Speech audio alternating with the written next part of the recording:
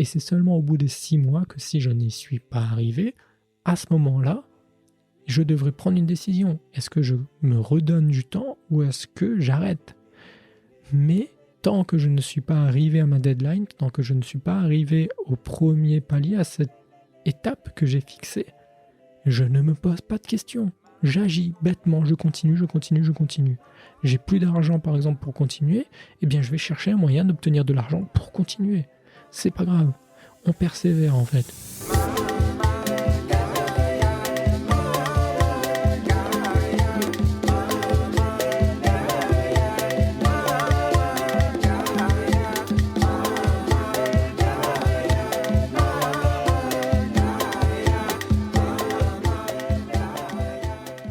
Que serait une vie guidée par l'harmonie ? Que serait une vie libérée des masques qui nous empêchent d'être nous-mêmes ? Bonjour à tous, je suis Gaël Salési et bienvenue sur le podcast Harmoniser sa vie. J'ai entamé depuis quelques années une quête de l'harmonie et à travers ce podcast, je souhaite partager avec vous les différentes idées qui m'aident au quotidien à ramener plus d'harmonie dans ma vie. Nous allons donc ensemble découvrir le monde du développement personnel harmonisé à la spiritualité. Je vous donnerai chaque fois des clés, des outils nécessaires pour se développer personnellement, mais à chaque fois avec une sagesse spirituelle.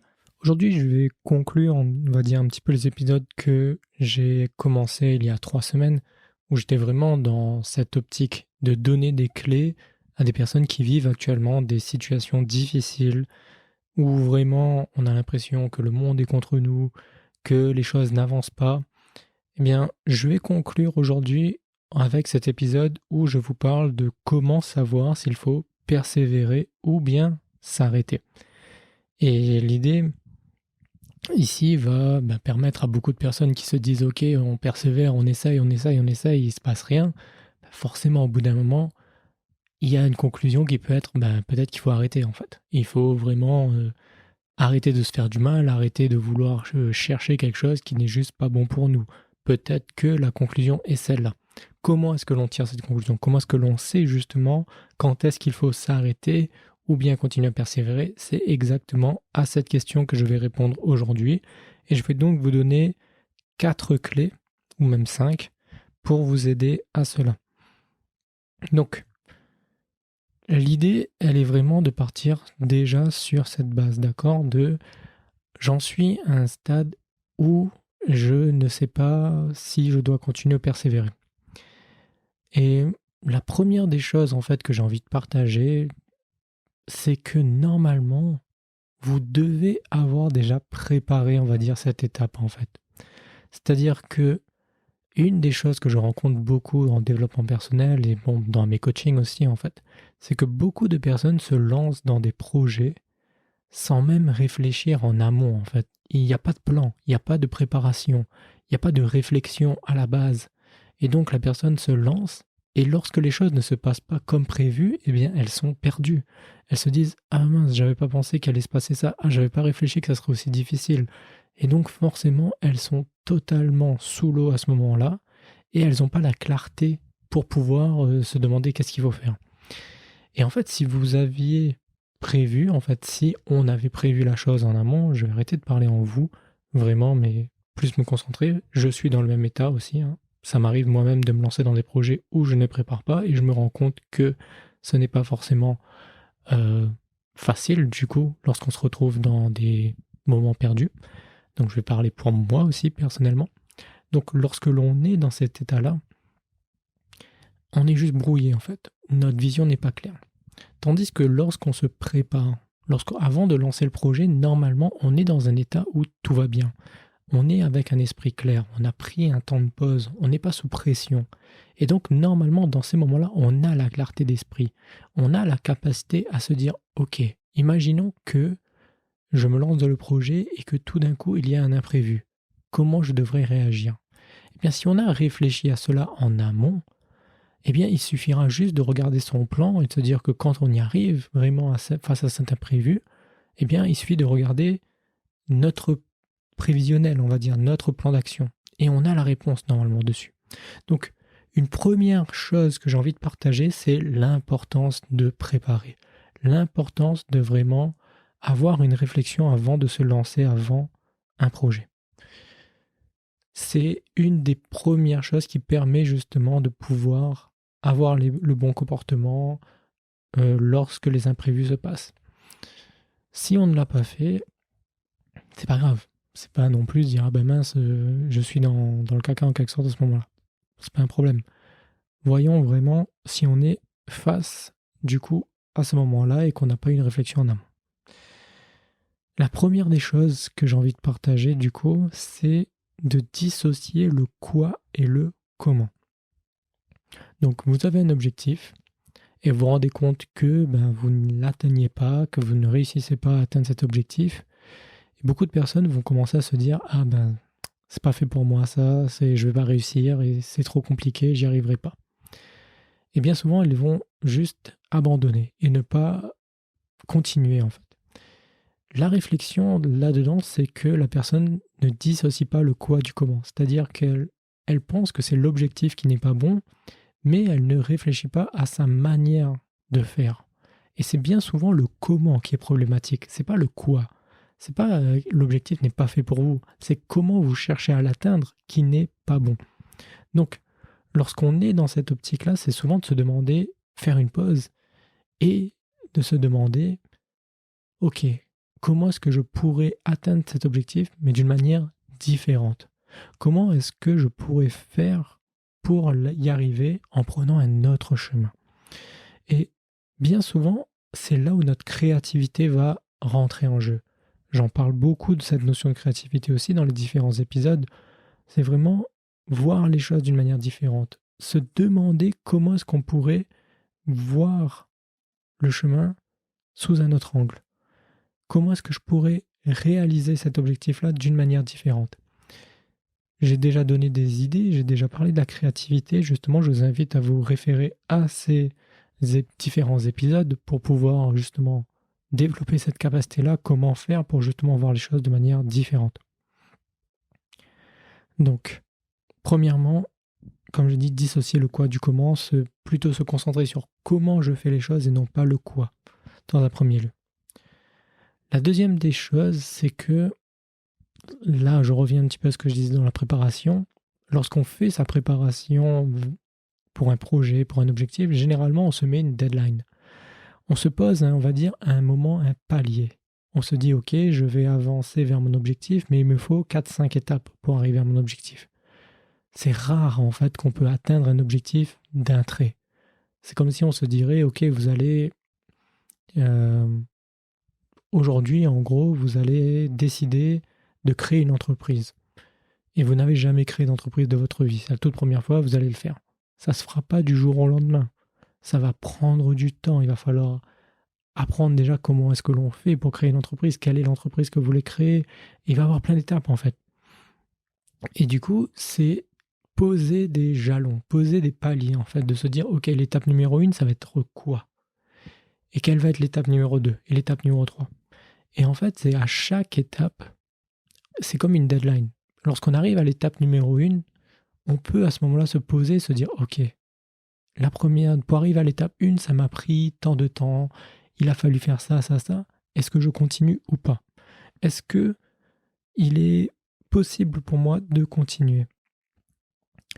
Et c'est vraiment important d'avoir cela en tête parce que beaucoup de personnes se lancent dans des projets et au bout d'1 an, le projet est toujours pas réalisé, il n'y a rien de concret en fait. Il y a eu beaucoup de procrastination, beaucoup de réflexion, des plans, des papiers et tout, mais dans le concret, dans le factuel, il n'y a rien.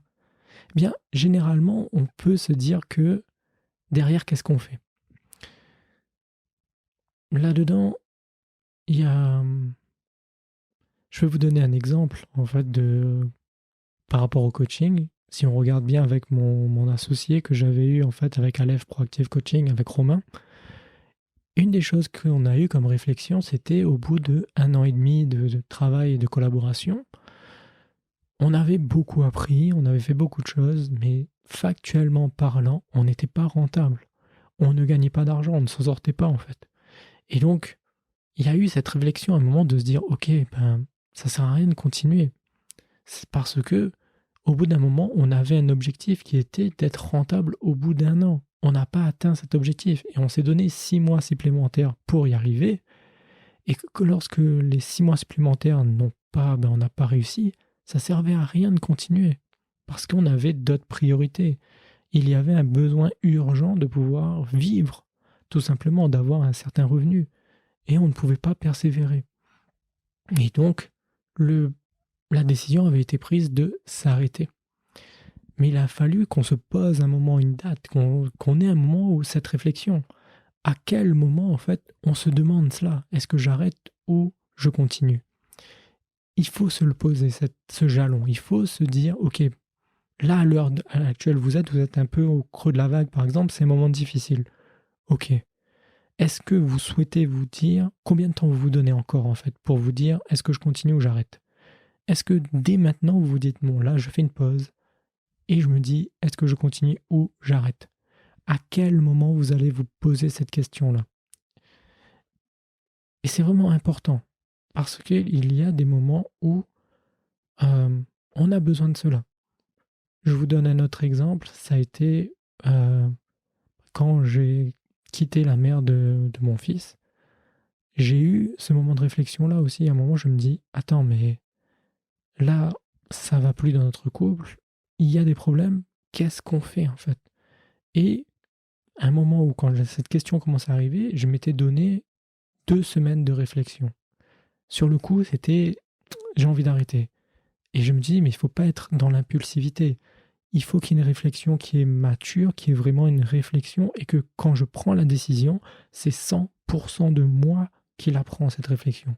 Et je me suis dit, ok, je me donne 2 semaines, et pendant ces 2 semaines-là, je vais prendre toutes les informations nécessaires, mais dans 2 semaines, il faut qu'il y ait une décision qui est prise. C'est soit je continue, et à ce moment-là, je suis 100% impliqué dans la continuité, ou soit j'arrête, et à ce moment-là, c'est définitif. Pareil, il faut que votre décision soit précise et ferme. Combien de temps est-ce que vous avez besoin là pour le faire? Et le fait de se poser une deadline, en fait, ça va nous empêcher de repousser cette échéance.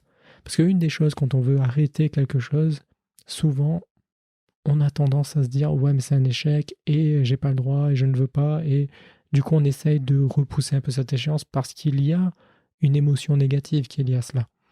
Là, l'échec n'est jamais facile à prendre en compte, en fait. Même si j'ai déjà parlé sur la notion d'échec, c'est pas forcément le bon mot à se dire, mais on va forcément le voir comme un échec.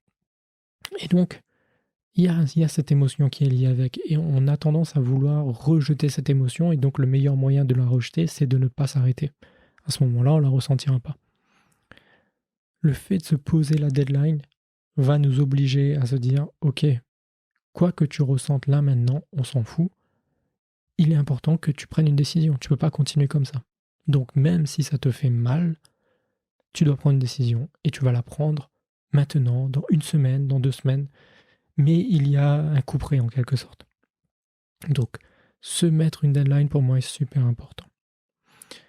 La troisième chose que je souhaite partager, c'est d'avoir des critères d'analyse de succès. C'est une des choses aussi généralement qu'on fait en amont lorsqu'on prépare en fait un projet. On a toujours ce que moi j'appelle les critères de mesurabilité. Comment est-ce que je sais si je suis sur le bon chemin, si je suis en train d'atteindre mon objectif? L'image que j'ai dans ma tête souvent, c'est celle, vous voyez, quand vous téléchargez quelque chose, il y a une barre de téléchargement. Et vous voyez la barre, elle est à 0%, elle augmente, et vous avez réussi à télécharger le dossier ou ce que vous souhaitez télécharger quand vous êtes à 100%. Eh bien, vous voyez l'atteinte de votre objectif comme cela. Quand vous avancez au fur et à mesure, vous réalisez des choses, en fait, vous voyez, vous êtes à 20% de l'obtention de l'objectif, vous êtes à 40%. Qu'est-ce qui vous permet de savoir justement si vous êtes à 20% ou à 50%? Comment est-ce que vous savez cela? Quels sont les critères? Quels sont les points qui vous permettent de connaître cela? À nouveau, par exemple, si je prends l'exemple de la rentabilité d'une entreprise, par exemple, comment est-ce que l'on sait si on est rentable? Déjà, il y a des chiffres. C'est facile à savoir en quelque sorte. Est-ce que l'entreprise, elle est rentable? Combien de temps vous êtes donné pour être rentable? Combien de clients vous devez acquérir par mois? combien de nouveaux clients vous devez avoir, quel est le chiffre d'affaires que vous devez avoir. Tout ça, c'est mesurable, c'est facile en fait à avoir ces critères-là. Et donc, il suffit juste de se dire, est-ce qu'on a atteint le niveau qu'on souhaitait ou pas? Si on n'a pas atteint, l'objectif n'est pas atteint. Point, c'est simple. Et il y a des moments où c'est plus compliqué en fait de définir des choses parce qu'on ne peut pas le mesurer. Par exemple, je reprends l'exemple de la relation avec la mère de mon fils, c'était un des critères, est-ce que je suis heureux dans cette relation? Ok, comment vous mesurez si vous êtes heureux? Comment vous faites pour savoir ça en fait? Il y a des choses qui sont un peu subjectives. Une manière de mesurer cela, c'est de se mettre des échelles en quelque sorte, de se dire ok, en temps normal, si voilà, je suis neutre en fait pour vous, quelle est cette émotion en fait de neutralité?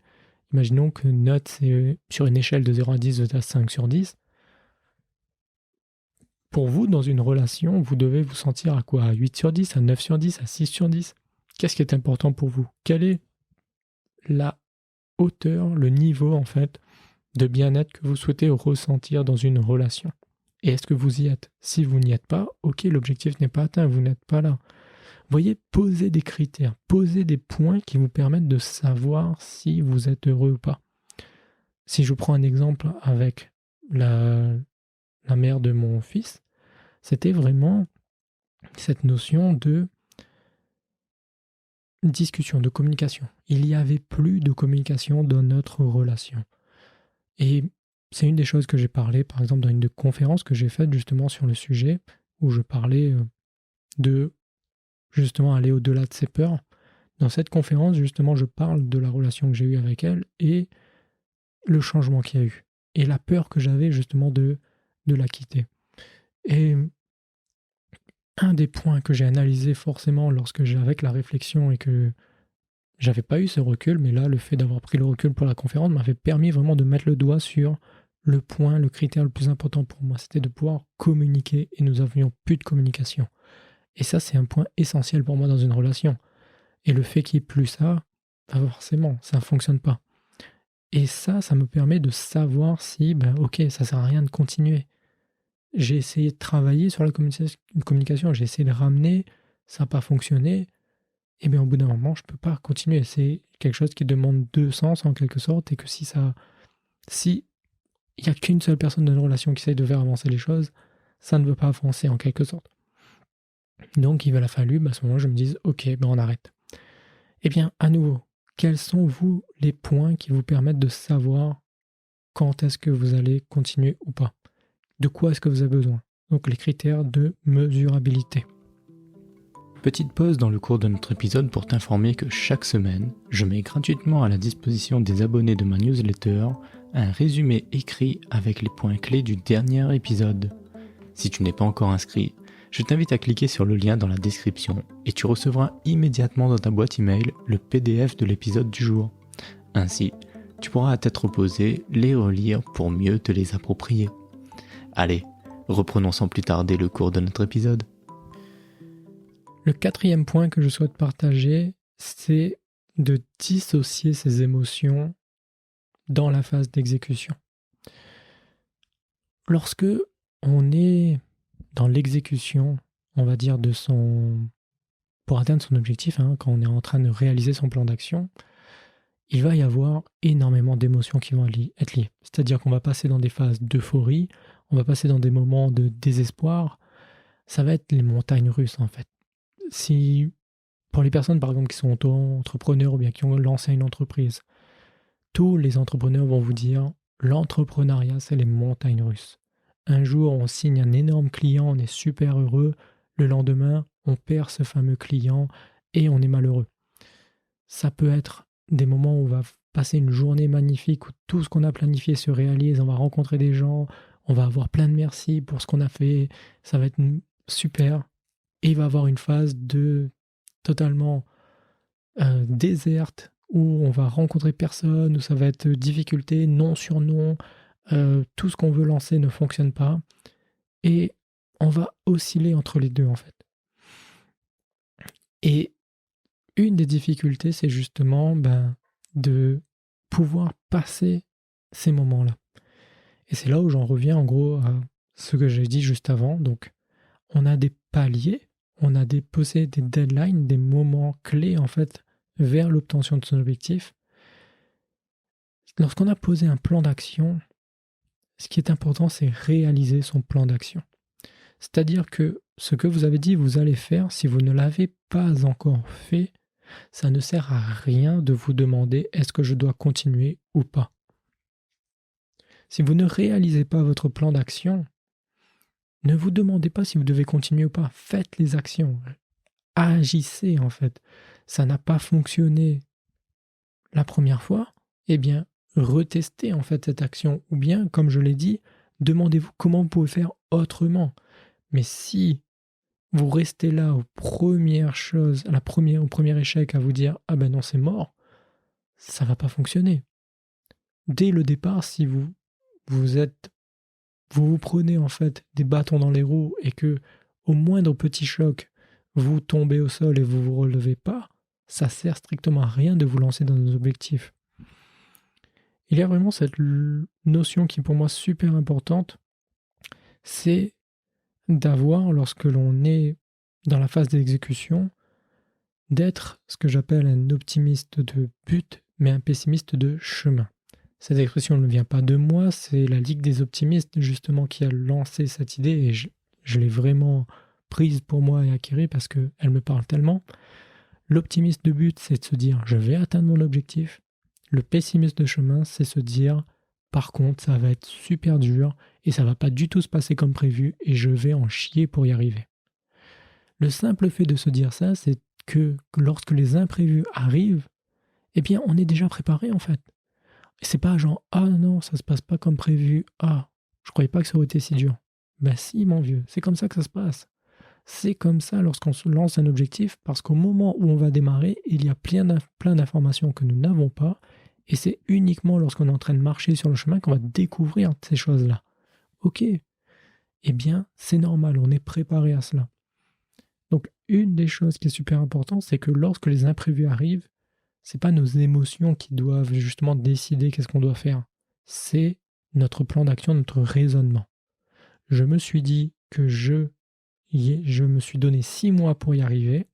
Si au bout de 3 mois je n'y suis pas arrivé, c'est pas grave, j'ai encore 3 mois devant moi parce que j'ai calculé que j'ai 6 mois. Et c'est seulement au bout des 6 mois que si je n'y suis pas arrivé, à ce moment-là, je devrais prendre une décision. Est-ce que je me redonne du temps ou est-ce que j'arrête ? Mais tant que je ne suis pas arrivé à ma deadline, tant que je ne suis pas arrivé au premier palier, à cette étape que j'ai fixée, je ne me pose pas de questions. J'agis bêtement, je continue. J'ai plus d'argent par exemple pour continuer, eh bien je vais chercher un moyen d'obtenir de l'argent pour continuer. C'est pas grave, on persévère en fait. Pour moi, la notion de persévérance, elle doit être liée à une certaine logique. Et la clé, c'est pour ça que je parle de dissocier ces émotions, c'est que, étant donné que nos émotions font les montagnes russes, elles ne sont pas une bonne source pour justement prendre des décisions. Parce qu'un jour, vous allez être de super bonne humeur et vous allez vous dire bah, c'est bon, je continue. Et le lendemain, vous allez être en pleine dépression et vous allez vous dire j'arrête. Et ça va être comme ça en fait tous les jours. Donc vous ne pouvez pas vous baser sur vos émotions pour prendre une décision là-dessus. Seule la rationalité va pouvoir le faire. Et donc la rationalité, c'est regarder ces critères de mesurabilité et se dire, ok, est-ce que ça c'est réussi ? Est-ce que ça c'est réussi ? Est-ce que ça c'est réussi ? Si ma barre de téléchargement, comme je disais juste avant, elle est à 10%, alors que normalement au bout de 6 mois je devais être à 50%, c'est que ce n'est pas réussi. Et donc il y a un échec. Et donc il ne faut pas se voiler la face et se dire, bah, je vais y arriver. Non. Si en 6 mois vous n'avez pas réussi à faire 50% du travail alors que normalement c'est ce qui aurait dû se faire, eh bien, il y a quelque chose qui ne va pas. Et donc, parfois, il est nécessaire de se dire, ok, je n'y vais plus. Parce que entre 10% du travail et 50%, c'est quand même 40%, c'est énorme en fait. Et donc, au bout d'un moment, il faut des chiffres, il faut des critères vraiment tangibles qui nous permettent de nous ramener à la réalité en fait. Parce que nos émotions, elles sont frivoles, nos émotions ne sont pas tangibles, c'est pas quelque chose non plus sur lequel on peut s'accrocher. Ça bouge, ça fluctue. Ce qui est concret, ce qui est factuel, ça ne bouge pas, ça ne change pas. Les chiffres parlent par eux-mêmes. C'est pourquoi, en fait, en entrepreneuriat, beaucoup de personnes vont vous dire la comptabilité, en fait, est super importante d'une entreprise. Regardez les chiffres. Les chiffres parlent. Beaucoup de personnes vont vous dire ouais, de toute manière, ça va super bien en ce moment parce que j'ai fait 10 devis, j'ai plein de potentiels clients, en fait. Potentiel client ne veut pas dire vous avez un client. Donc, si vous n'avez pas signé et facturé ces 10 personnes, en fait, c'est zéro, en fait. Vous avez zéro argent qui rentre, en fait. Mais l'émotion, l'euphorie va vous dire ah, c'est bon, j'ai lancé 10 devis, j'ai 10 personnes qui m'ont dit ouais, t'inquiète, c'est bon, je vais travailler avec toi. Et puis, dans 2 semaines, la personne ah ben non, en fait, tu sais, là, c'est un peu compliqué. Non, ça ne sera pas. Et là, vous voyez votre émotion qui descend, parce que les 10 devis reviennent en vous disant non. Concrètement, ben, vous n'avez rien, en fait. Alors que 2 semaines avant, vous êtes en train de vous dire ah ben super, là, toute l'année, je vais avoir mon chiffre d'affaires de l'année qui est fait et tout. Vous voyez, vos émotions ont bougé, tandis que les chiffres au niveau du chiffre d'affaires, il n'a pas bougé lui en 2 semaines. Il ne s'est rien passé. C'est zéro et c'est resté zéro. Donc le concret, le factuel reste notre critère de base le plus important en fait pour pouvoir savoir si on continue ou pas. Ce ne sont pas nos émotions. Et ensuite, en fait, le dernier point, enfin que j'avais noté mais je voulais déjà partager, c'est vraiment cet état d'esprit en fait qui est super important d'avoir. De vraiment rester dans un état d'esprit optimiste de but et pessimiste de chemin. Vraiment avoir cette idée, d'accord, que ça va être compliqué le chemin. Mais on va y arriver. Une des choses que je demande toujours à mes clients lorsqu'on commence un objectif, c'est que c'est simple, si la personne ne se sent pas, n'y croit pas en son objectif, ça sert à rien de commencer en fait.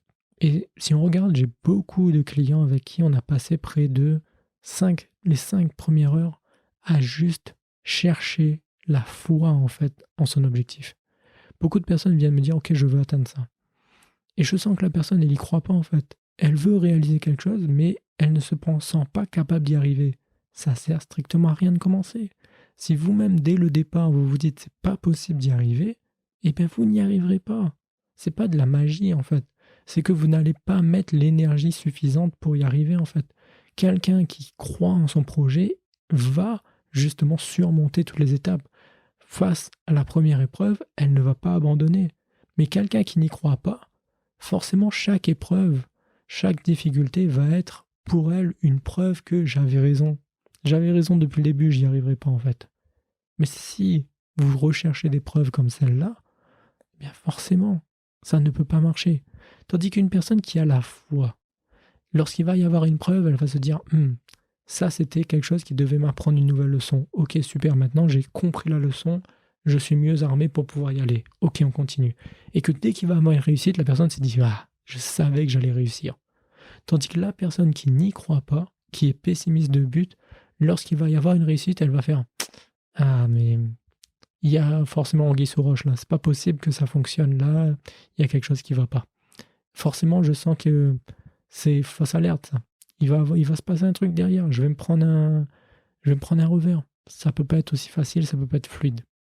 Et donc la personne va presque créer, elle va s'auto-saboter au bout d'un moment, elle va créer quelque chose qui va faire détruire son objectif parce que c'est ce qu'elle croit depuis le début en fait. Donc une des choses qui est super importante lorsqu'on veut se lancer dans un objectif, c'est d'avoir cet optimisme de but, de croire en son objectif, d'accord? Et ensuite, là où il faut être pessimiste, c'est de se dire ça va être compliqué. Donc, si vous regardez bien, pour revenir à la question de base que j'ai posée, ce qui était comment savoir s'il faut persévérer ou s'arrêter, généralement, cela vient beaucoup de notre préparation. Il faut qu'il y ait une préparation avant de se lancer dans un projet lorsqu'on veut démarrer quelque chose. Ayez dans votre tête quand même un plan d'action. C'est cela qui va vous aider justement à savoir s'il faut persévérer ou arrêter. Si vous avez commencé votre objectif, vous êtes donné 3 ans pour l'atteindre, eh bien, dites-vous, au début je m'étais donné 3 ans. Si ça fait 2 ans et que vous voulez déjà abandonner, non, vous n'abandonnez pas. Parce que vous vous êtes dit je vais me donner 3 ans. Donc vous n'abandonnez pas. Si vous vous êtes dit je vais me donner 1 an et au bout d'un an, vous n'y êtes pas arrivé, et que ça fait 3 ans que vous êtes en train d'essayer, vous vous étiez dit, depuis le début, vous vous donnez 1 an. Eh bien, c'est le moment d'arrêter. Parce que vous avez trop essayé. Vous êtes en train d'essayer de tirer sur la corde. Dès le départ, vous vous êtes dit, ça c'est un projet qui va me prendre tant d'énergie. Je suis prêt à lui donner tant d'énergie et pas plus.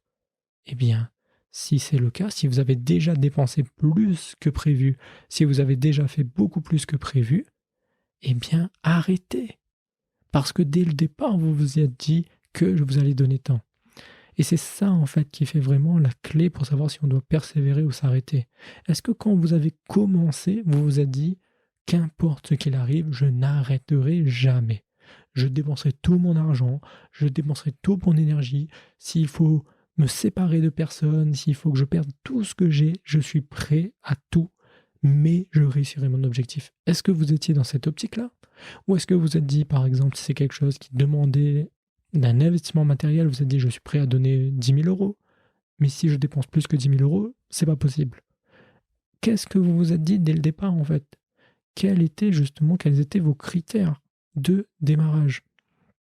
Et ça reste vraiment l'essentiel. C'est pour ça que je parle de l'importance de la préparation. C'est que, est-ce que vous aviez dès le départ regardé vos ressources et vous vous êtes dit quelle quantité de ressources vous étiez prêt à donner, quelle quantité d'énergie vous étiez prêt à investir dans ce projet. Et aujourd'hui, où est-ce que vous en êtes dans cette dépense? Et c'est ça qui va vous permettre de savoir s'il faut arrêter ou persévérer. J'en reviens à ce que j'avais dit sur le critère qui était par rapport à mon association avec Romain, c'était qu'au bout d'un moment, on devait pouvoir s'en sortir financièrement. Et on n'y était pas. On ne pouvait pas. J'avais, moi, pris la décision personnellement où j'habitais encore chez ma mère à ce moment-là. Je pouvais me permettre de me dire, je gagne pas beaucoup d'argent, c'est pas grave. Je m'en fiche. J'ai pas besoin et moi, c'était pas le but en fait. Mais par contre, Romain, lui, son but, c'était justement de pouvoir être indépendant rapidement. Et que si on ne gagnait pas d'argent, c'était une dépense d'énergie de trop. Et qu'il préférait faire autre chose, avoir de l'argent qui rentre pour pouvoir justement créer les projets personnels qu'il avait. Et donc forcément, lorsqu'on s'est rendu compte que ce n'était pas le cas, on a arrêté les frais.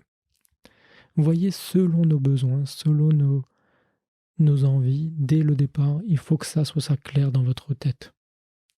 Combien d'énergie vous allez dépenser, qu'est-ce que vous êtes prêt à faire. Si vous êtes au-delà de cela, arrêtez. Si vous n'y êtes pas encore, si vous avez encore des ressources, si vous n'avez pas fait ce que vous avez dit que vous alliez faire, eh bien, arrêtez pas. Faites ce que vous avez dit que vous allez faire. C'est tout. Point. Mais ayez un plan cohérent dans votre tête et laissez les émotions de côté. Ne laissez pas les émotions vous faire prendre la décision. Laissez la rationalité. C'est votre raison qui va vous permettre de savoir s'il faut continuer à arrêter. Ce ne sont pas vos émotions. Donc, voilà la conclusion de cet épisode. Je vous rappelle les 5 choses que j'ai partagées. Comment savoir s'il faut persévérer ou arrêter. Premièrement, se dissocier du quoi. Dissocier le quoi et le comment, pardon. Deuxièmement, se mettre une deadline. Troisièmement, avoir des critères d'analyse de succès.